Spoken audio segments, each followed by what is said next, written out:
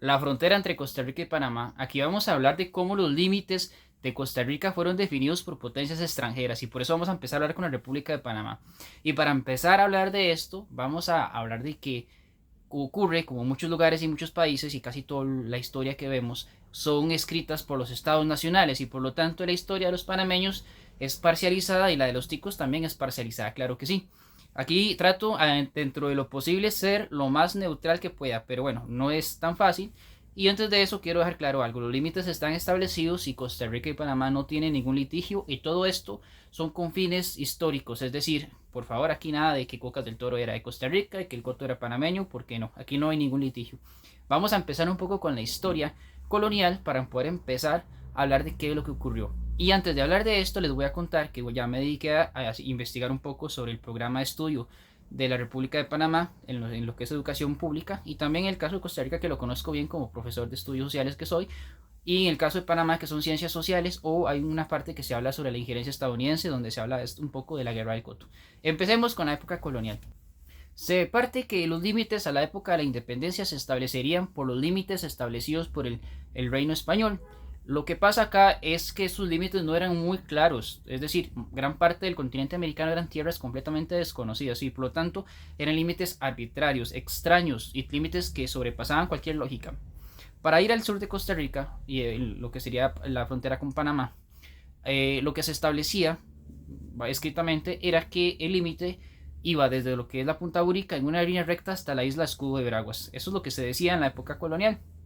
Aquí el asunto es un poco curioso, bueno, porque Costa Rica tuvo una relación con Panamá comercial en lo que se llamaba el Camino de Mulas, ese camino que pasaba por todo Centroamérica, pero en este caso de Cartago hasta la ciudad de Panamá, y los pocos vestigios coloniales informaban ya que lo que actualmente es Alange, la antigua capital de Chiriquí, ya se entraba a lo que era Panamá, por lo tanto antes del río Chiriquí Viejo básicamente era Costa Rica, una zona poblada por indígenas en esa época llamadas cotos, buricas y bugabas.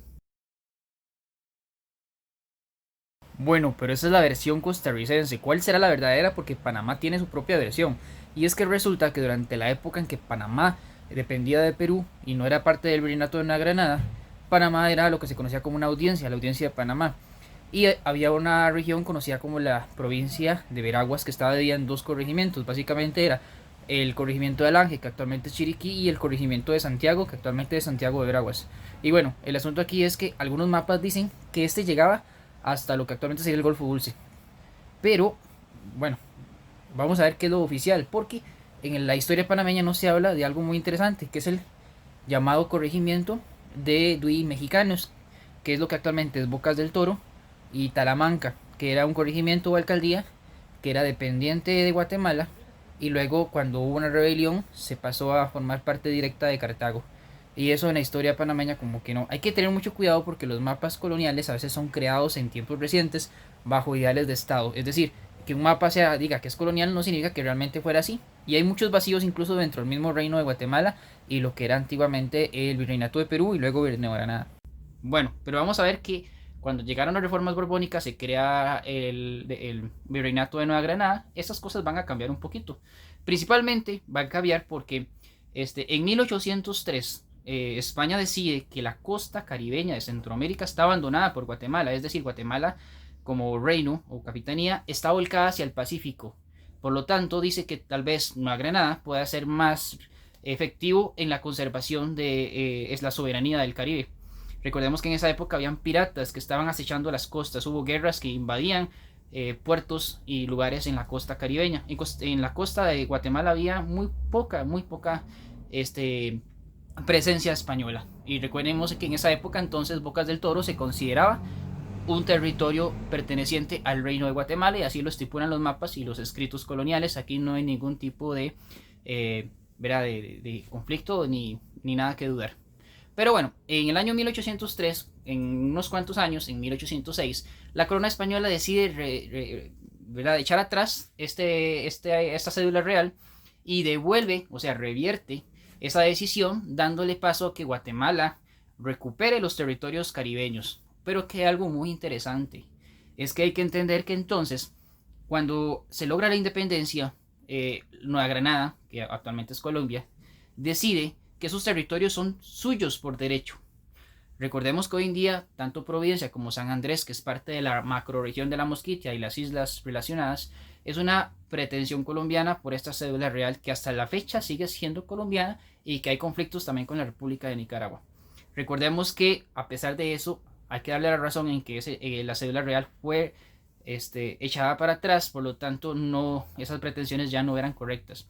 La costa de los Mosquitos, desde Honduras hasta Costa Rica, o al norte de Costa Rica, fue tomada por los británicos, entonces fundando lo que se conoce como el Reino de la Mosquitia, o el Protectorado de la Mosquitia, con una intervención inglesa. Costa Rica en la época de Braulio Carrillo tenía ya buenas relaciones con los ingleses y procuró que Limón, la provincia caribeña del país, no fuera invadida por los británicos o los ingleses. Pero la Bocas del Toro fue un caso muy distinto, porque en 1837 en esa época Costa Rica pertenecía a lo que actualmente, o lo que antes se llamaba la República de Centroamérica. Costa Rica y Panamá tienen mucha similitud en ese sentido. Panamá se integra a Colombia y Costa Rica se integra a la República de Centroamérica. Por lo tanto, no eran países totalmente independientes, sino que eran estados. En 1837, Colombia toma posesión de las Bocas del Toro porque Guatemala nombra a Juan Galindo, un representante, para tomar esa área. Y Guatemala estaba, bueno, Centroamérica estaba en guerra, entonces no pudo hacer nada para proteger esta zona, algo que Costa Rica hasta el día de hoy lamenta mucho en su historia. Pero bueno, tras la toma o la usurpación colombiana de las Bocas del Toro, que por derecho colonial eran costarricenses o de Centroamérica, Gabriel Carrillo decide hacerse una jugada. Bueno, se une con los colombianos, con los panameños, perdón, que querían la independencia de Panamá de Nueva Granada. En esa época se crea lo que se llama la República del Istmo. En esa época, un dirigente neogranadino que estaba a favor de la República del Istmo se llamaba Tomás Herrera, de ahí un parque aquí que se llama en Panamá. Le dice a Aurelio Carrillo, sí, nosotros le cedemos las Bocas del Toro en nuestra independencia siempre y cuando reconozcan nuestro país. Y Costa Rica reconoce, si no me equivoco, fue el primer país en reconocer la República del Istmo. Cuando Braulio Carrillo aún no había firmado, Panamá se había otra vez devuelto a formar parte de lo que sería la República de Colombia o la Gran Colombia luego. Pero bueno, en el siglo XIX Costa Rica pierde y siendo intimidado por el poderío neogranadino, no logra tomar o recuperar las Bocas del Toro. Se firmaron algunos tratados que nunca llegaron a ser realmente ampliamente aceptados del todo por los países firmantes. Pero es hasta que Panamá se independiza cuando se vuelve a revertir este tema, porque vuelve a ser un tema muy importante. Por eso vamos a hablar de varios tratados. En este caso voy a hablar de 3 tratados. El primer tratado de acuerdo se llama el Fallo Louet. Fue firmado o redactado por un presidente de Francia de apellido Louet. Este fue totalmente nefasto porque no tomó en consideración nada de lo que estaba pidiendo ni Colombia ni Costa Rica. Recordemos que Costa Rica tenía una frontera con Colombia, no con Panamá en esa época. Y por lo tanto, realmente no se hizo nada de lo que se esperaba. Además que sería totalmente arbitrario y radical, ya que tomaba en cuenta toda la cuenca del río Telire hasta el mismo Cerro Chirripó. Significa que Cerro Chirripó sería la frontera entre Costa Rica y Colombia. Pero bueno, ese tratado no triunfó, no fue aceptado ni por Costa Rica ni por Colombia. Entonces luego llegan a la injerencia norteamericana. Aquí es importante porque Panamá estaba pasando cosas grandes conflictos que en la enseñanza costarricense no se enseña, perdón la redundancia, para entender y contextualizar un poco qué es lo que ocurría en Panamá. Y bueno, Panamá venía de muchas guerras, una guerra larga con Colombia, lo que se llamaban las guerras entre conservadores y liberales. Panamá, que es históricamente un poco más liberal, pero bueno, las guerras llevaron a que muchos panameños en la República Colombiana emigraran al sur de Costa Rica y llegaran incluso a poblar lugares tan alejados como lo que es actualmente Golfito, Potrero Grande, Puerto Jiménez, lo que es el Cantón de Osa, y aunque ustedes no me lo crean, llegaron hasta Jacó. Jacó, que está en el Pacífico Central, fue fundado por panameños. Por eso en Costa Rica se celebra el Día de la Chiricanidad, porque Costa Rica, el sur, por más que mucha gente quiera borrarlo, tiene raíces panameñas. Los panameños poblaron el sur. Luego llega gente del Valle Central y van a crear un cúmulo, ¿verdad? De nutrir esa población. Y bueno, para seguir, Estados Unidos infiere, ya estábamos lo que se ha tratado, Hey Herrán, Bunao Varillas y todo esto que pasó en Panamá. Estados Unidos ingiere en la independencia panameña, ¿verdad? Y a partir de esto es cuando... Aquí estoy en la desembocadura del río Coto. Mucho calor, hay montaña. Es, no parece, pero sí es difícil llegar acá. Muy bonito. Cuando los Estados Unidos logran interferir en la independencia panameña, no solo lo hacen con eso, sino que su tratado dice que Estados Unidos puede intervenir en Panamá cuando así lo desee. En esa época incluso hubo una invasión de muchos estadounidenses en el territorio chiricano. Es decir, los chiricanos también se expandieron por el lado costarricense buscando nuevas tierras y ante la presión tanto de guerras, tanto de necesidades políticas y de libertad, se expandieron por Costa Rica. El Coto fue tomado bajo pretensiones colombianas. Se creaban varios pueblitos, entre ellos está el pueblo nuevo de Coto. Y Costa Rica tenía ese territorio totalmente abandonado. Era un territorio, un desierto humano.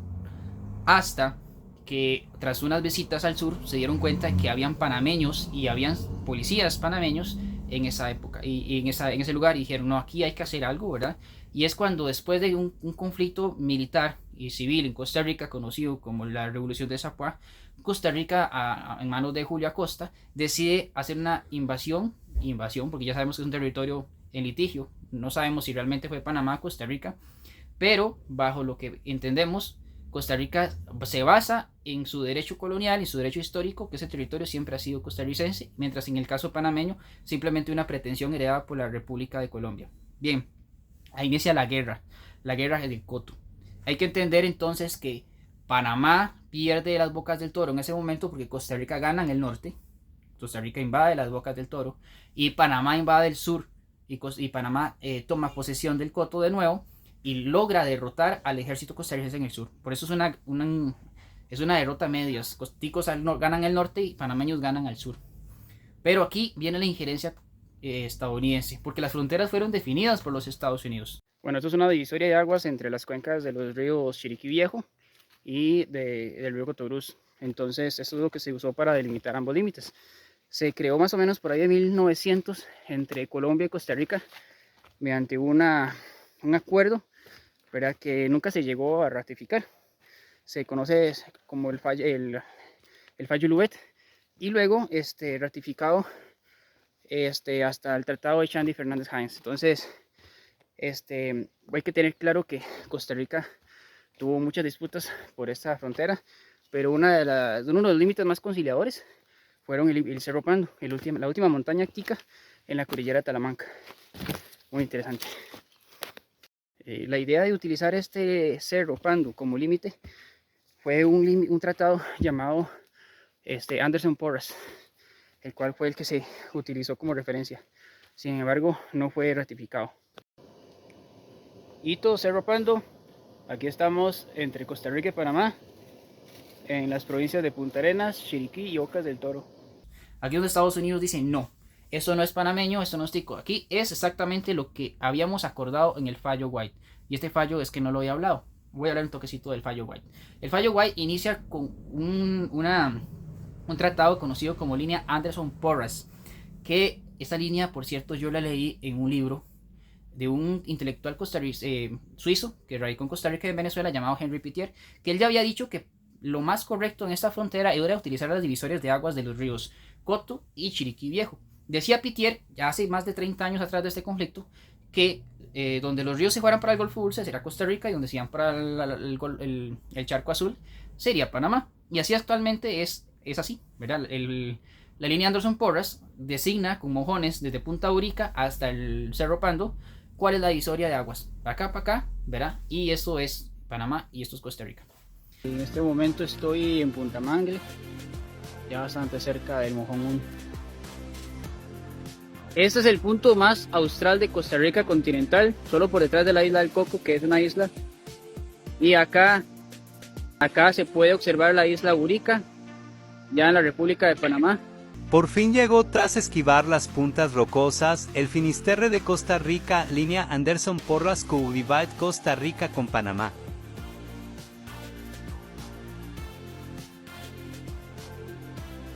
Estoy en el Pueblo Nuevo de Coto, y me puse a buscar en los mapas y vi algo muy interesante, y es que posiblemente, estoy casi sin duda, que este pueblo cuando se construyó era un puerto sobre el río Coto. Viendo el mapa que ahora les voy a enseñar. Y me vine aquí a ver dónde era que estaba el río. porque en algún momento pasaba por acá, pero cambió de curso. Acá hay unos pantanos donde claramente se ve que estuvo el río.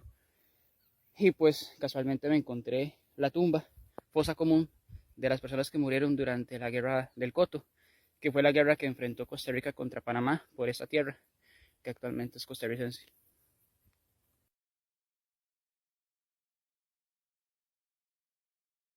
Bueno, Panamá no le gusta mucho esto. No le gusta porque, bueno, perdería el territorio pretendido por el Coto. Y Costa Rica, a pesar de que perdería las Bocas del Toro, dijo, bueno, me suena, pero tampoco lo firmó. Por lo menos era mejor que el fallo White, que le quitaba casi todo el río Telire, ¿verdad? Hasta el cerro Chirripó. ¿Qué va a ocurrir aquí? Bueno, básicamente los estadounidenses después de la guerra del Coto dicen, aquí lo que manda es la decisión de Justice White, que fue decidida por los Estados Unidos antes de la guerra, y esta va a ser la frontera entre Costa Rica y Panamá. ¿Qué hubiera pasado? Bueno, para empezar, Panamá en la actualidad en su programa de estudio no le enseña a sus estudiantes el pasado de la República General de Guatemala sobre las Bocas del Toro. Hay que entender que las Bocas del Toro son panameñas, a pesar de lo que sea. Costa Rica lo firmó, lo ratificó y estamos en paz y somos países que nos llevamos súper bien. Enseña que el Coto fue invadido, pero no enseña que los documentos coloniales y que la pretensión del Coto simplemente es una pretensión colombiana y no está debidamente registrada en ningún documento legal. Mientras Costa Rica apenas menciona la guerra del Coto, hay una gran ignorancia de este conflicto, porque no fue trascendental como sí para los panameños en su identidad después de la independencia en 1903. La guerra del Coto se convierte en algo importante como sería para los ticos en 1856 la campaña nacional. Por lo tanto, es más importante en el estudio panameño que en el estudio tico. En Panamá incluso me llamó la atención que vi que decía entre el programa de estudio que recomendaba hacer un análisis y estudiar la geografía y las características del Coto en la actualidad que corresponde a los cantones de Corredores, de Golfito y una parte de lo que sería Cotobruz. Muy interesante. La historia hay que verla neutral, sin nacionalismos pesados, tal y como fue. Y bueno, eso es un poquito de historia. Comenten ustedes qué piensan, qué les llamó la atención. El tratado se define en 1800, se volvió si era 41-44, fue durante el gobierno de Calderón Guardia y se llama Tratado de Chandy Fernández Jaéns. Eso es todo, espero que les haya gustado. Pura vida, viva Costa Rica y viva Panamá. Bueno, aquí estamos cruzando el río Zixaola, que marca la frontera entre Costa Rica y Panamá.